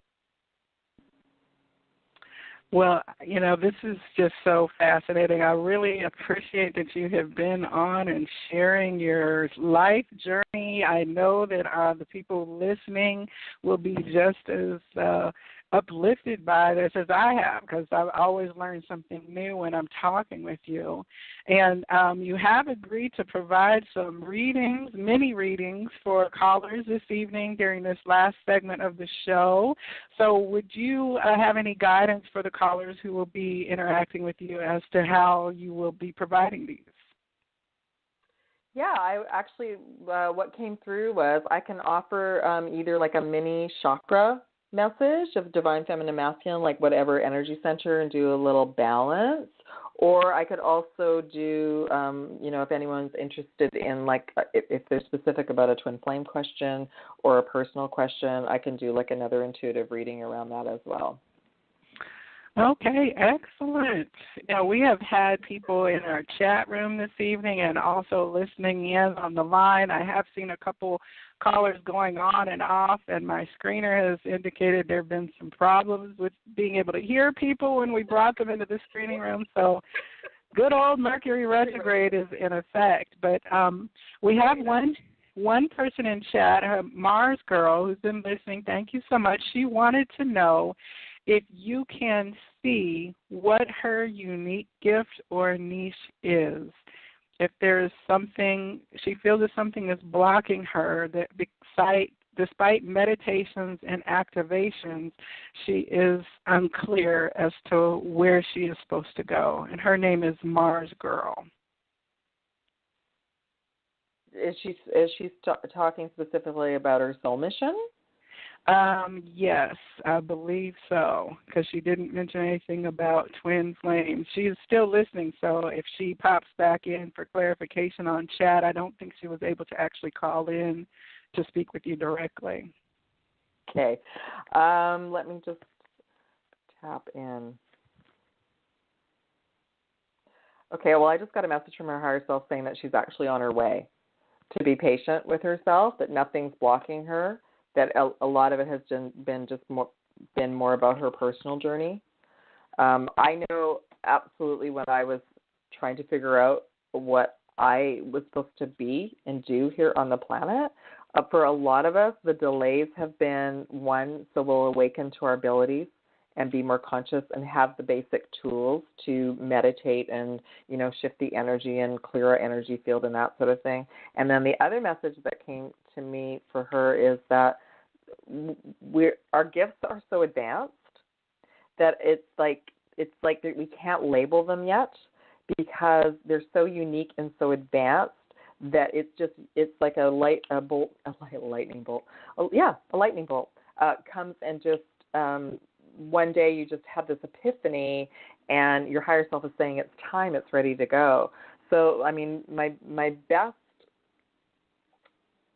message that's coming through is for her to just keep working her tools and asking her higher self to work with her more directly and to give her clear and concise messages and open doors for her when it's time. Because if you had told me a year ago that I would be on a radio show talking about my experiences at the Sphinx or doing YouTube videos for Twin Flames and now Starseeds, I would have said you're crazy. And there's no map for this. We're creating our own map. So I just want to empower her and let her know that she's just been through a process of she's growing and learning and remembering more of who she is and why she came. And that her gift is going to be her unique gifts given to her. Like I said, we all have our own special take on anything. The other thing I would suggest for her too is just to keep whatever she gravitates towards. So if she gravitates towards a class or a session with someone or something really interests her, to go that way. But we all sort of have the same basic gifts. Like we all have intuitive gifts, like you shared at the beginning when you opened the show. We all have those gifts, but it's like peeling away the layers of the onion to accept them and embrace them. And then, honestly, when we connect with our higher self and just say, I'm ready to know what my soul mission is, I'm ready to know what my unique gifts are, then it starts to come. We actually have to verbally say we're ready. I'm messaging her in the chat room so that she knew that you were talking about her and answering that. And she also said, thank you and blessings, and that this has been a fascinating show. Yeah, I pulled some cards for her as well, just to sort of see where she's at. I didn't pull some energy cards for her. I just pulled some other cards. I will pull an energy card though too. So she's kind of at a right now she's at a really like a plateau. And the middle card actually came through the reading today for everyone is the hope card. It's so beautiful. It's number 17. So it's like our hope and our faith are really being tested right now because a lot of us are in our waiting room and we're getting ready to go through that next door, which is, by the way, the solar eclipse on the 21st. And that she's been doing a lot of personal healing work on herself and that has been really beneficial. The final card that I pulled for her is the Destiny card, number 10. So it's a new beginning. So she has absolutely a destiny and special, unique gifts that only she has on the planet. And I'm just going to pull 2 chakra messages for her just to sort of see where she's at and what's happening this month. So the divine, 2 messages. So the divine feminine energy, the cosmic heart card came forward, and that is about the divine feminine intuitive energy being activated. It's an energy center between our throat and our heart. It's a new energy center, and when it's activated, more of our intuitive abilities are coming.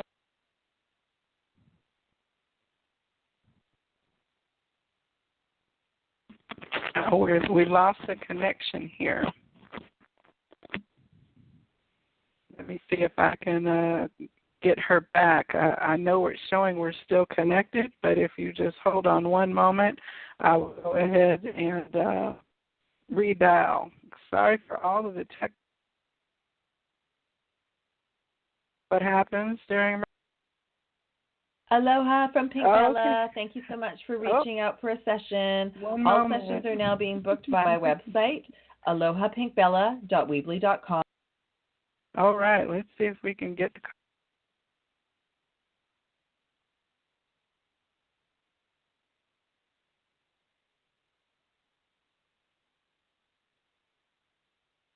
Okay, yes, here we are. We got you back on the line again. You had just covered like the first line, the first card.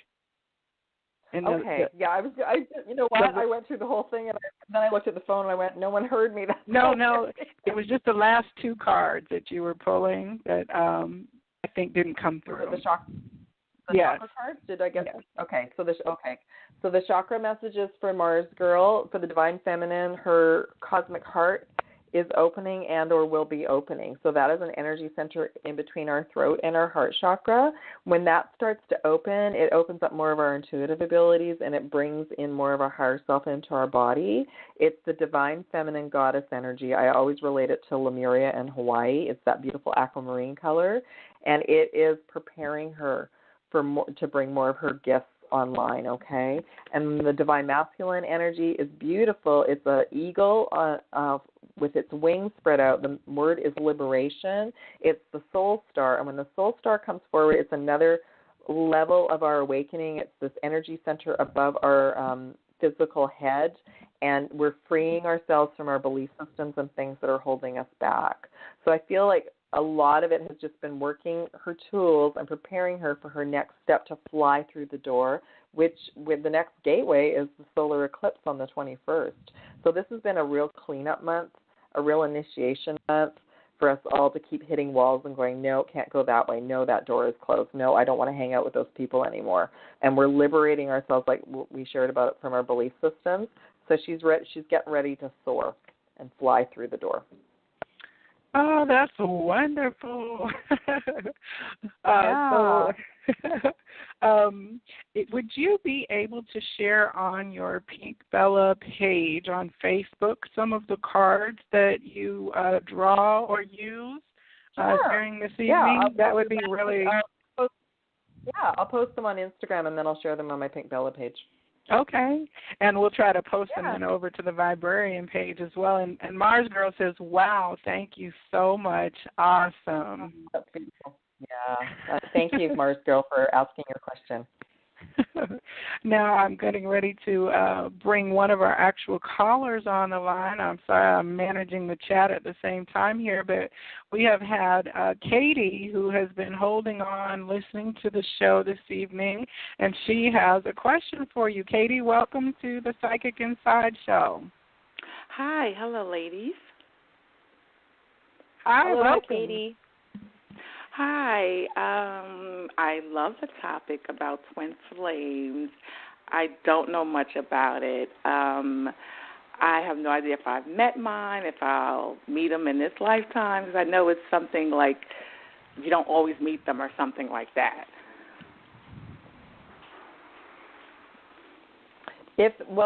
The thing with twin flames, and if you really resonate with it, I want to share. There's sort of new messages coming in about twin flames. Like originally there was just 144,000, but now there's more twin flames.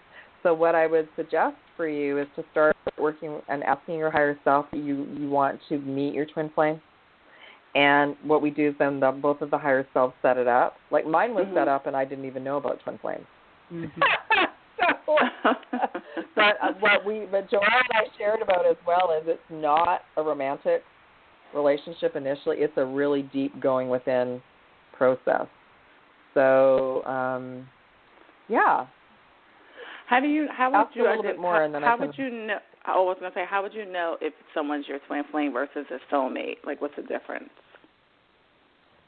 Well, I probably didn't even know that I'd met my twin flame until I met him. Like you would know. Like my twin flame's energy field pretty well knocked me off the patio. It's like twin flames are like two stars colliding. And if one or both parties is not ready, someone will really blow a circuit. For sure. But what I want to share with you is what I want to share with you is that even let's say there's, the twin flame is a label, like soulmate is a label, and I absolutely always share with everyone that you can have the truest, deepest love that you wish for on this planet. Because I've started actually also calling them divine partnerships. So a lot of us feel like we haven't met the right one, or we're not worthy of this great love that maybe some other people have. But I want to let you know that you are worthy of it, and that you're just going to say to your higher self, even after this show, I am so ready for my divine partner. You just get me ready and have the higher self of that soul and set it up. Okay. So I know I'm worthy. I know I'm deserving, and I am ready. So that'll be easy. Awesome. Yeah. Well, let us know how you make out. That excites me. Because I really feel like for a lot of us, we feel like because we haven't met that right person yet, that maybe we've been forgotten or there's something wrong with us. But it's just we don't know that, we need to ask for it. Right. Asking is given. So I definitely will ask. I will definitely let you ladies know how it goes. Thank you. Beautiful. Thank you so much for calling. Yes, thank you so much. Katie has been listening since the very beginning, so that is quite wonderful. We've had people. I'm getting some messages in chat that it's people are trying to call the line, but they're not necessarily able to get in. So I'm going to just poll the room real quick and see if anyone has any more questions. Now, when you offer your services to people, how can they reach you, and what can you do for people like Katie, who is looking for love, or, like myself, who is aware of certain parts of my journey, or, you mentioned the starseed thing. So what kind of services are you providing? Thank you for asking. So I offer a wide range of sessions and readings, and I call them like session/reading because there's a whole bunch of people out there that just do readings, and that's their specialty. Whereas I've always brought in that energetic healing balance as part of my sessions. So even though I love to use the oracle cards and bring in messages, I tap in with your higher self. So if, let's say, I've had beautiful souls come to me who don't even know if they have a twin flame like Katie, but they were drawn to work with me on various levels because it's been part of their journey to awaken more to work with their higher self. So I offer sessions and readings not just for twin flames, but also if you want to start your soul mission, and I empower you and work with your higher self with that, and I give you tools for you to work with your higher self. And then I also offer, I call them 12 chakra energy balances, and those come whether you're a twin flame or not. That's just part of every single session that I offer. And I have been offering new sessions where I incorporate leaving little personal videos for you via your higher self with some of the messages from the sessions as well. And yes, I will be helping starseeds, and I was just given that information in June. And I have to say that just like this time last year, I was resistant to helping twin flames. I wasn't so keen on the word starseed, and I had a little conversation with my higher self about it. But the thing is that more and more souls are starting to resonate with the word starseed, and starseeds have their own mission. So I will be liaisoning between the higher self of whoever resonates with starseed and myself, and also doing a reading session with an energy balance, and then bringing in information from their star family to help them with their mission. And what are starseeds? I didn't get a chance. I forgot to ask that. Starseeds are our essence, what is from other star systems where we have incarnated on Earth, but it wasn't our first incarnation, and we come from advanced civilizations. So a lot of souls will resonate with Atlantis and Lemuria, and those were starseed-based societies and realities where everybody had all of their gifts, all their chakra centers were open, their third eyes were wide open, and everyone was working with their higher self, and everyone was at the same level. That was obviously before the fall of Atlantis. But those were different types of environments than how the consciousness has been here on Earth, in the regular 3D Earth. So, yeah, so a starseed. So I always resonated with the word starseed, but I couldn't share that with a lot of people. And then when I told I was one, I thought, well, that's cool, but who can I talk to about it? So I think part of, I do have souls now because I've been sharing about the word starseed. I have had souls now kind of coming out of the closet going, I'd like to talk to you about being a starseed. So I feel like it's another one of those, there's a whole group of souls on this planet that they know that they've never felt like they fit in on Earth, and a lot of the starseed mission has been, you're not here to fit in, you're here to create the new. You're here to bring in the new. Well, I know I was comfortable with starseed long before I ever heard twin flame, honestly. Me too. Yeah. And I resonate with I work with the Pleiadians and the Sirians right now. And we just had a lot of Sirian energy come through with the Lionsgate portal and the Sirius alignment, bringing in the energies through our central sun. So people might have really been affected by that. Very much affected by it. And what makes me so happy is that even this time last year, most souls wouldn't even know what that was, and everyone was so excited about the Lionsgate this year. That made me happy because a lot of us have been preparing to share with the collective consciousness for a long time. And yeah, absolutely. I was recently, the information I was given recently as well is that Archangel Michael and the Legion of Light have absolutely been working with the Sirian emissaries of light to help elevate and awaken a lot of starseeds at this time. Mm-hmm. Now, one of our chat room, she's been trying to get on the phone and couldn't. Her name is Kiara, and she is a young lady that I know from another twin flame group, and she lives here in the Atlanta area and has actually come out to some of my events, the Elevation Station, and she also helps to provide guidance for other twin flames who are awakening on the path, and she would like to know if you can help her to determine what can she do to have more access to her higher chakras.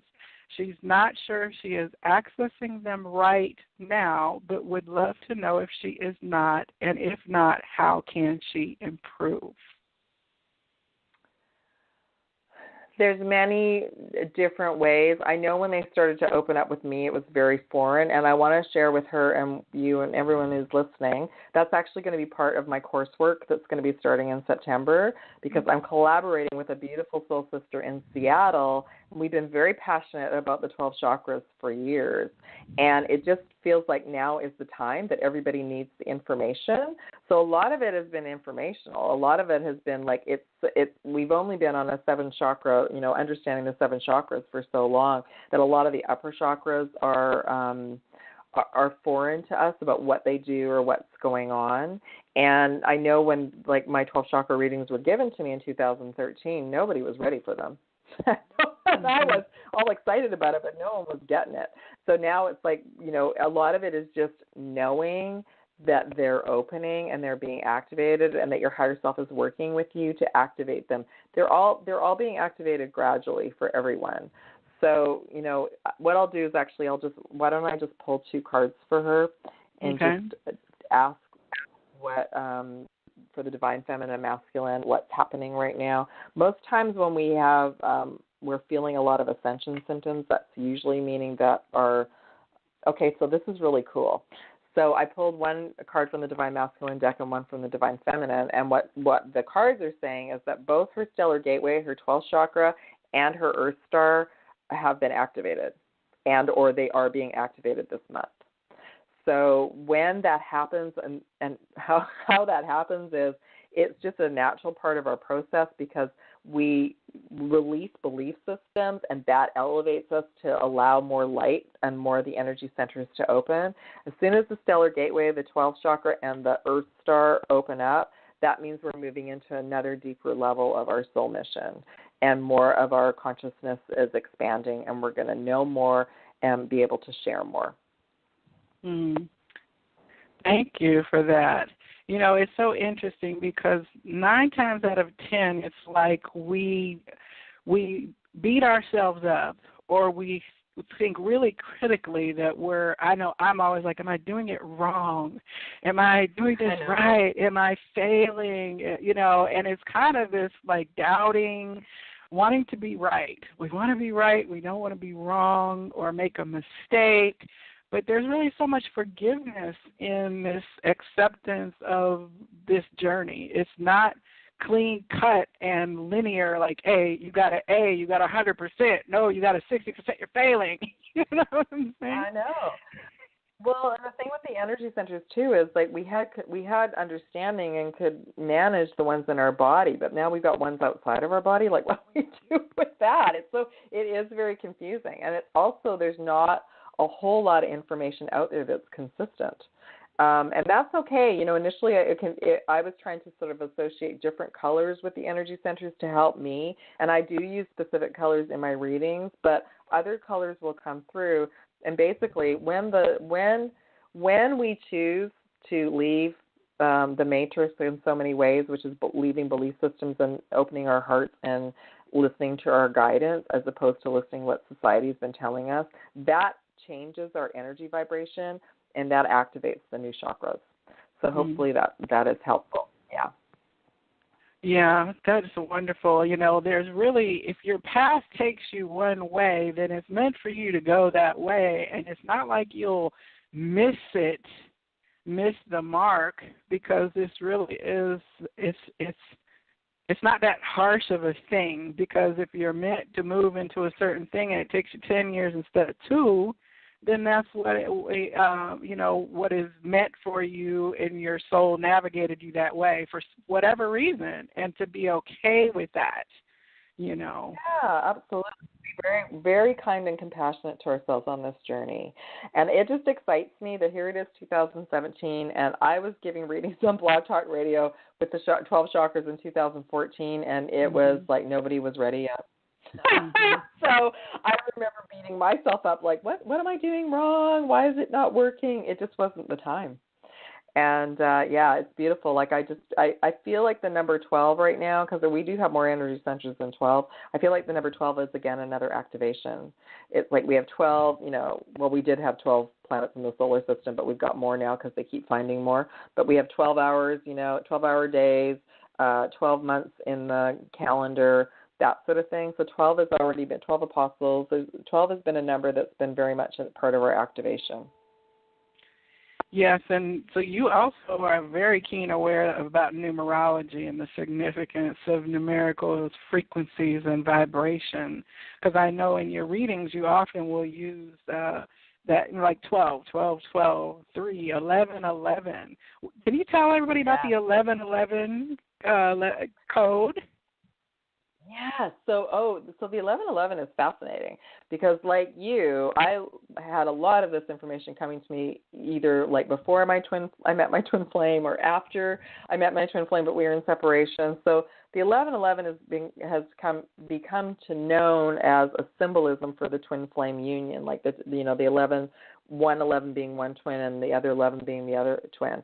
But the information that came to me recently is it's also letting us know that we're being given an opportunity to go up the ladder and go through a doorway, to go through a portal to a higher vibration and a higher timeline and reality. In other words, every choice that we make, when we choose like a high road, we choose like self-love, and we choose, like, no, I'm not going to keep beating myself up about that. I'm going to choose this instead and choose self-love. That's going through a doorway and changing our destiny, basically. And so that's with the 1111, it definitely is an internal activation. When a lot of us see it, we're like, oh, 1111, that's so cool. But the information as well that was brought to me recently is that it is also a reminder that you're being given an opportunity to go through a new door. A new opportunity is coming, and will you choose it? And also to stay high vibrational about it. Yeah, there's a whole bunch of information, but I know when people first wake up, they will often start to see lots of numbers on the clock, and often it'll be 1111, and it is that inner knowing that we have this programming within us that is numerology based. We are numbers resonate with us. Many of us are from timelines where sacred geometry and numbers are how we communicate with one another. And we don't do it verbally, we do it, visually and telepathically. So, for a lot of starseeds and twin flames and highly advanced beings that came to help raise the vibration here on Earth, the numerology has been part of you not getting so deep in your human programming that suddenly you'll start to notice license plates and numbers all over the place. And now we're realizing like it's a phenomenon, that there's so many people around the planet that are resonating with that, and that's very cool. And I did get that the Lion's Gate, that what we just went through, was an 1111 doorway for us, that it was an opportunity.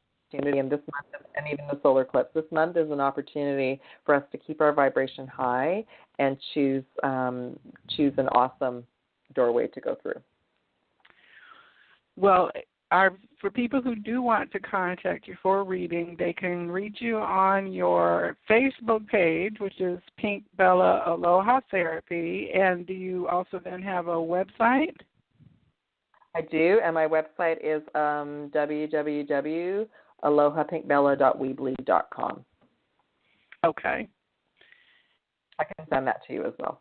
Okay. And then I've been so excited to have you on. I do want to let our callers know that on Thursday evening, it will be all about twin flames. We're going to go deeper on the conversation, and I have a panelist of twin flames that will be joining Pink Bella and I for the conversation. And I think we'll just be able to compare notes, because this is a community thing, and you will see certain messages start to kind of come through the collective consciousness.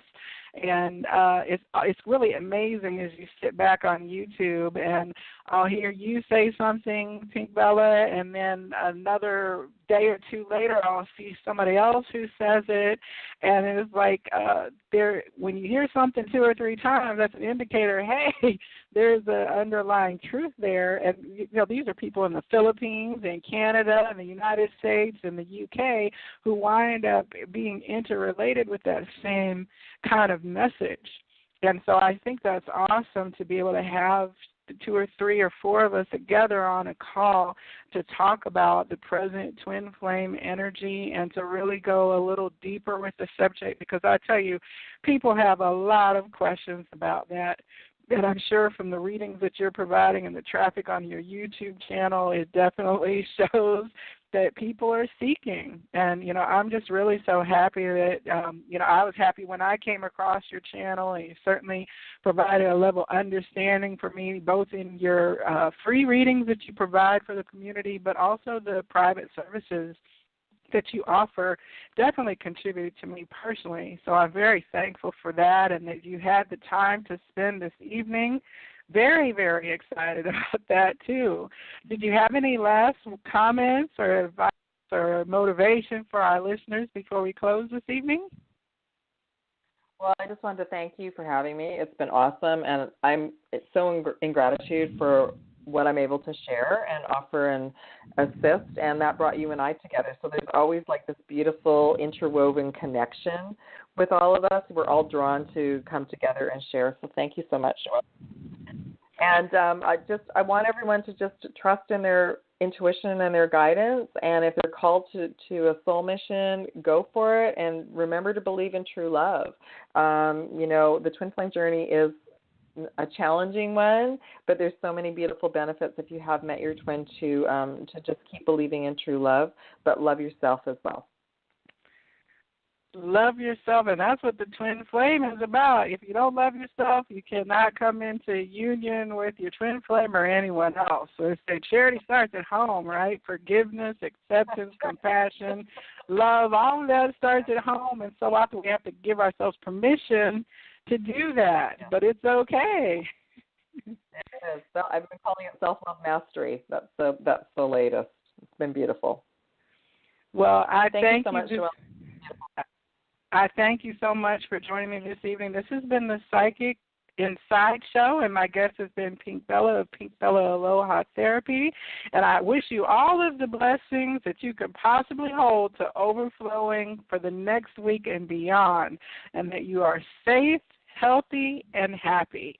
Namaste. Aloha.